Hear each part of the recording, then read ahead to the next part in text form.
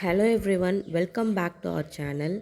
எல்லோருக்கும் என்னுடைய இனிய ரம்ஜான் தின நல்வாழ்த்துக்கள். ரம்ஜானுக்கு குயிக்காக எப்படி ஒரு கெட் ரெடி ஆகலாம் அப்படின்றத இன்றைக்கி நம்ம இந்த வீடியோவில் பார்க்க போகிறோம். ஒரு சில ப்ராடக்ட்ஸை வச்சு தான் இந்த ஃபுல் கிளாம் லுக்கை நான் க்ரியேட் பண்ணியிருக்கேன். வீடியோக்குள்ளே போகிறதுக்கு முன்னாடி நீங்கள் இன்னும் நம்ம சேனலை சப்ஸ்கிரைப் பண்ணலைன்னா மறக்காமல் சப்ஸ்கிரைப் பண்ணி பக்கத்தில் இருக்க பெல் சிம்மில் டேப் பண்ணிக்கோங்க.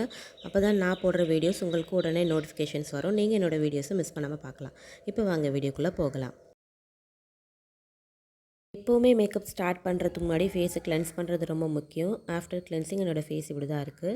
நெக்ஸ்ட்டு டோனருக்காக ப்ளம்மோட இந்த ஃபேஸ் மிஸ்ட் டோனர் நான் யூஸ் பண்ணிக்கிறேன். லைட்டாக டேப் பண்ணி என்னோடய ஸ்கின்குள்ளே அப்சர்வ் ஆகிற வரைக்கும் நான் டேப் பண்ணிக்கிறேன்.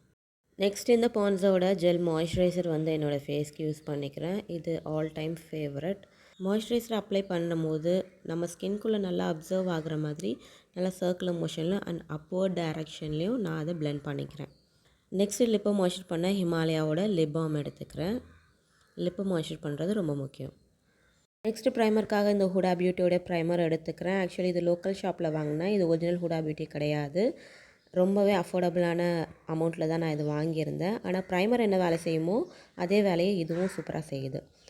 நெக்ஸ்ட்டு கலர் கரெக்ஷனுக்காக இந்த ஒரு ஆரஞ்சு கலர் லிப்ஸ்டிக்கை நான் எடுத்துக்கிறேன், லிக்விட் லிப்ஸ்டிக்.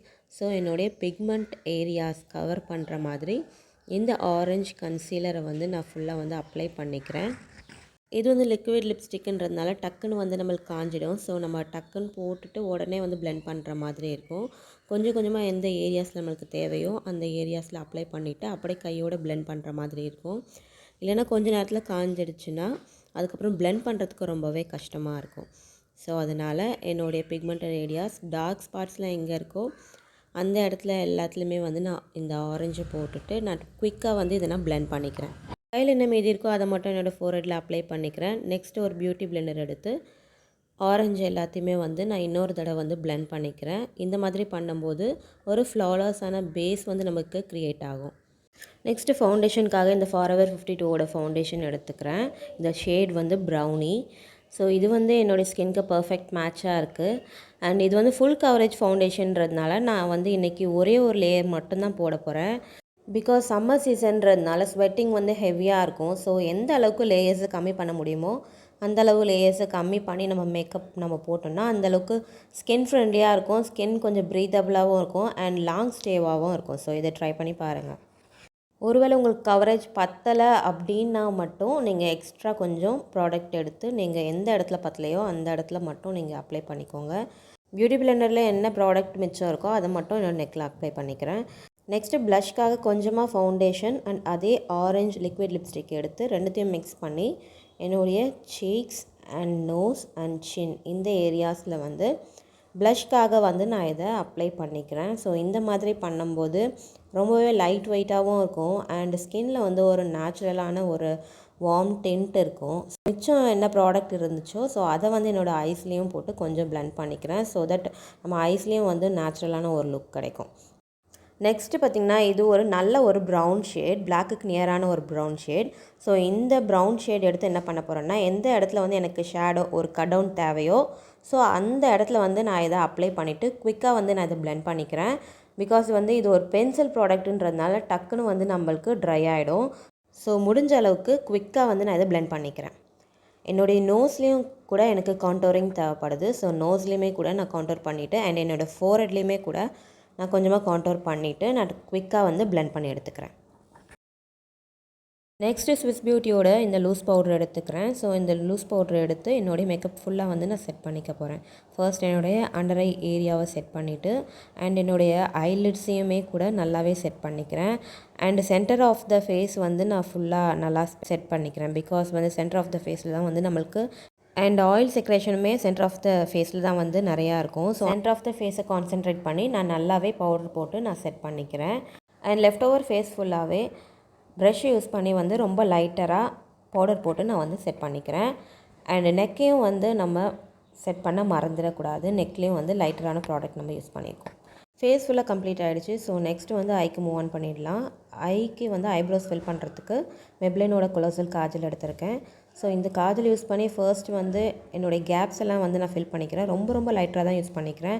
அண்ட் ஃப்ரண்ட்லேயுமே கூட நான் சின்ன ஸ்ட்ரோக்ஸாக ஒரு லைன் போட்டிருக்கேன். ஸ்பூலி ப்ரஷ்ஷை யூஸ் பண்ணி எந்த அளவுக்கு நம்ம டைம் கொடுத்து அது நல்லா கோம் பண்ணிவிட முடியுமோ அந்த அளவுக்கு கோம் பண்ணி விடணும். பிகாஸ் நம்ம எந்த அளவுக்கு ப்ராப்பராக வந்து நம்ம கோம் பண்ணி விடுறோமோ அந்த அளவுக்கு நேச்சுரலாக இருக்கும். லைன்ஸ் எல்லாம் தெரியாத மாதிரி ஃபுல்லாக பிளெண்டடாக வந்து கோம் பண்ணணும். ஐலைனர் பார்த்திங்கன்னா இன்றைக்கி ஒரு ஸ்மஜ்டு ஐலைனர் லுக் தான் பண்ண போகிறேன்.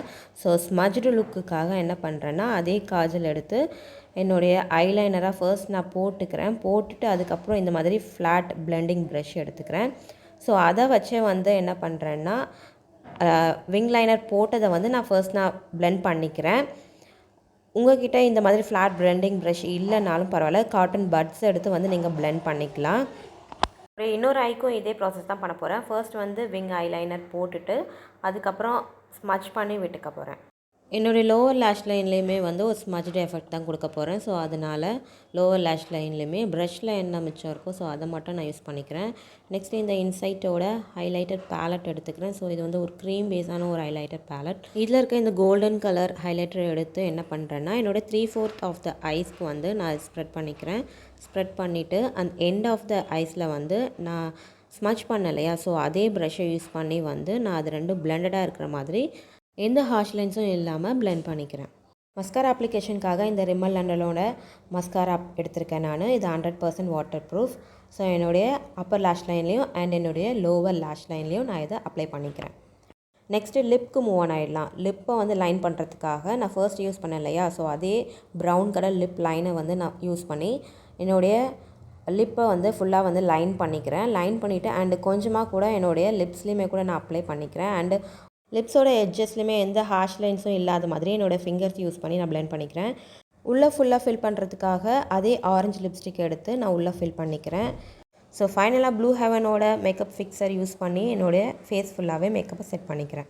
அவ்வளவுதான். ஃபைனலாக என்னுடைய ஹேரையுமே வந்து நான் செட் பண்ணிக்கிறேன். Here is the final look. Heavy summer sweaty சீசனில் இந்த மாதிரியான ஒரு மேக்கப் லுக்கை நீங்கள் க்ரியேட் பண்ணும்போது என்ன தான் உங்களுக்கு ஸ்வெட் ஆனாலும் மேக்கப் வந்து உங்களுக்கு அந்தளவுக்கு ஈஸியாக வந்து ரிமூவ் ஆகாது. ரொம்ப நேரத்துக்கு லாங் லாஸ்டிங்காக இருக்கும். நான் மேக்கப்பை பண்ணும்போது நீங்கள் ஃபோர்ஹெட்டில் வந்து ஸ்வெட் ஆகிட்டு இருந்ததை நீங்கள் கவனிச்சிருந்துருப்பீங்க. ஸ்வெட்டை வந்து வைப் பண்ணி தான் வந்து நான் ஃபுல் மேக்கப்பையும் வந்து நான் கம்ப்ளீட் பண்ணி முடிச்சிருக்கேன். அப்போயும் வந்து இந்த ஃபைனல் லுக்லேயே உங்களுக்கு தெரியும் எந்த அளவுக்கு மேக்கப் வந்து ஃப்ளாலஸாக வந்திருக்குன்றது. இந்த வீடியோ பிடிச்சிருந்தால் மறக்காமல் லைக் பண்ணுங்கள், சேனலை சப்ஸ்கிரைப் பண்ணிக்கோங்க. நெக்ஸ்ட் வீடியோவில் சந்திக்கலாம். பை.